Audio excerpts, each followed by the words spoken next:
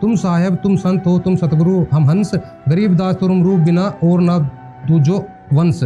मैं भक्ता मुक्ता भया, यानी मैं भक्त जो है आपने मुक्त कर दिया, किया कर्म कुल नाश, यानी जो है आपने जो मेरे कर्म जो थे वो नाश कर दिए। गरीबदास अविगत मिले मेटी मन की प्यास, दोनों ठोर में एक तू भया एक से दो, यानी दोनों तरफ तू ही है, यहाँ भी तू ही है और उस अलग तख्त पे, यानी जो सर्वप्रिय अल्लाह का जो तख्त है वहाँ भी तू ही है, यानी दोनों तरफ आप ही हो। गरीबदास हम कारणे उतरे मगर जोए, बोले रामानंद जी सुनो कबीर सुजान, गरीबदास मुक्ता भई उधरे पिंड और प्राण। आपको और दिखाते हैं इसमें, ये क्लियर करते हैं। आगे जो है 1811 पेज पे आ जाते हैं।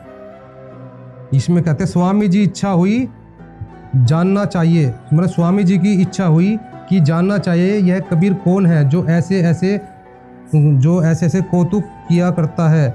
इस कारण स्वामी जी ने ठाकुर का ध्यान किया, तब ध्यान में यह दिखाई दिया कि ठाकुर के सिंहासन पर जो ठाकुर की मूर्ति है उसके सिर के ऊपर कबीर साहिब का सिंहासन रखा हुआ है। जब से कबीर साहिब की ऐसी बड़ाई और उनका इतना प्रताप देखा, तब से स्वामी यानी रामानंद जी कबीर साहिब की स्तुति करने लगे। यानी साबित हो गया कि रामानंद जी जो है कबीर साहिब की स्तुति करते थे।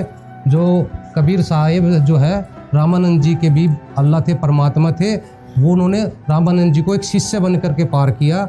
और ये जो गुरु शिष्य की जो मर्यादा थी, जो परंपरा निभाई कि आने वाले समय में लोग ये ना कह दे कबीर साहिब ने कौन सा गुरु बनाया था, इसलिए कबीर साहिब ने भी हमें ये दिखाया कि आपको भी गुरु बनाना है, क्योंकि हर व्यक्ति संसार में कॉपी करता, नकल करता है, तो हम सब नकलची है।